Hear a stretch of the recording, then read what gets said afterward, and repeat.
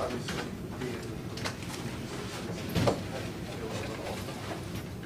Yeah, I think inconsistency is probably a good way to start. Yeah, I think we lacked a lot in the final third. We looked a little bit out of sync. And I guess it's a work in progress in the final third. We just don't seem to be able to create enough chances, and just weren't dynamic enough in the final third. And I think we defended pretty well against, obviously, players like Pino and Kim Little and Fishlock. The two of them around the midfield, and thought we did a decent job on them. They're tough to contain, but it just takes one moment of Kim Little and the game's over. I was disappointed with the final third. There were some good moments in the game. We just looked a bit out of sync and inconsistent. Just 18 left in the season, do you still feel like you can have more time to turn things around? Yeah, I mean, we're getting to the bell starting to ring. I think, if we're running out of games, there's no question. I mean, obviously this was a huge game for us tonight. Now you've got to go to Seattle and get a win. You've got to go on the road and get a win there, and then turn around to Western Europe and get a win. I think without those results, we're in trouble now. Especially at home. I mean, you've got 4 home games left. We have 4 home games, and they've got to be wins, I think, at home. How important do you see the game at Seattle this week, given that such a short turnaround? Well, I think it's massive. It's massive for us. I mean, they got the points here tonight, so for them, they'll be quite content, I think, to go home with 3 points. But for us, Sunday's a must-win, I think, at this point. And we had too much success there last season, so we've got to turn that around and go on the road, which we haven't done. We haven't done that well on the road, and get results. Hopefully, you have Jody Taylor available, which I think will give us some punch up front. We still lack a little bit up front from them. We just didn't do enough. And the midfield had their moments of okayness and tackling and winning balls, but just distribution first half. In the last 20 minutes of the first half, we just turned the ball over and could never get up the field. Cat and Emily could never get up the field. I think second half we started to get up the field a little bit more, but didn't create enough. I thought maybe the first 5-10 minutes second half we looked like we got some spark to us, and then Kim Little got back on the ball and Fishlock got back on the ball, and they just took over the game again. Well, for the players that were at the World Cup, is the pressure any different coming back into Portland, and how do you get them mentally on the same page with the rest of the squad and up to date with the situations going on? Yeah, I think it's different players, different perspectives for each of the players who've been to the World Cup and how much they played in the World Cup. I think Tolman's a lot different from Kevin Carl, since obviously, she had a great week of practice, and I think that maybe her just getting back into the flow. She probably needed this game just to get another game under the belt. Some of them haven't played in 2-3 weeks. Those players, Kevin Carl hasn't played in a while.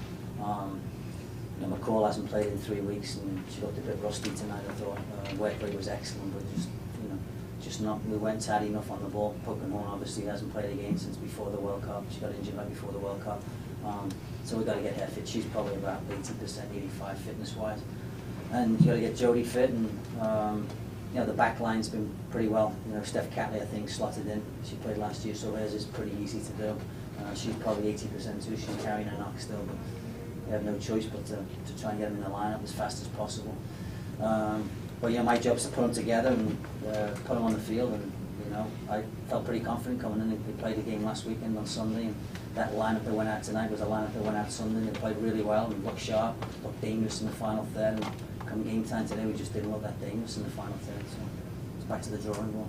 Tobin seemed really fired up, getting on the ball a lot, getting a lot of early touches. Yeah. How happy were you with her performance? And how she Yeah, I was mean, driving the game? I'd like to see her create a little bit more. I thought she was. She's our spark plug. They have Kim Little, and they got Fishlock. We have Tobin, and Tobin's. When she gets, you can see the anticipation in the crowd, and even on the bench too. Everyone gets anticipated something's going to happen. But they doubled up quick on it tonight a lot of times, and they got good supporting behind her. And you just gotta. Tobin's coming off a heavy World Cup, but she's. I think if we played last Saturday, she would have played.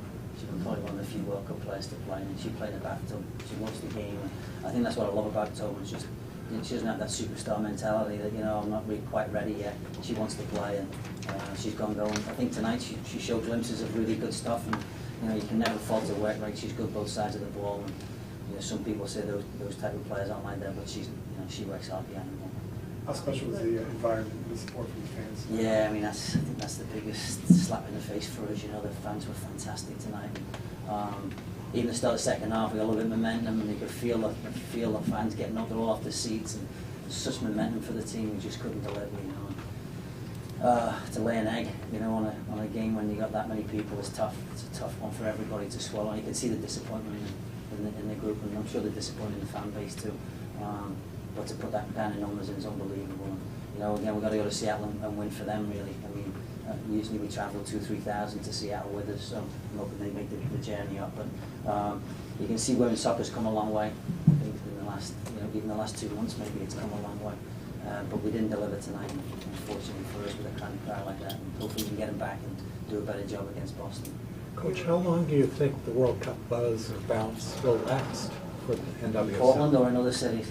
Both. I think in Portland, the buzz is soccer. It's a soccer city, and it'll always be here. I think you know, the women's side of it here has grown and grown. And I know Merritt probably, you know, 2 years ago wasn't quite sure how it was all going to work out, and I think he was probably shocked to see the kind of numbers crowd-wide we brought in tonight. And I'm sure absolutely delighted. I think it's been a massive feather in his cap, and Gavin too, for the two of them to see the crowd get to such big numbers. But the true test of the World Cup is probably not this year, probably in the season ticket sales for next year for all the clubs. And you have to take us out of that. We're an anomaly when it comes to that.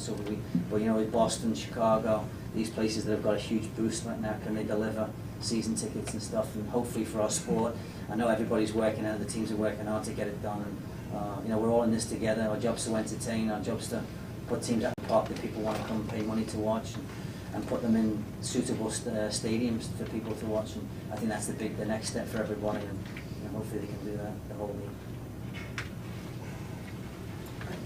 Thanks, man.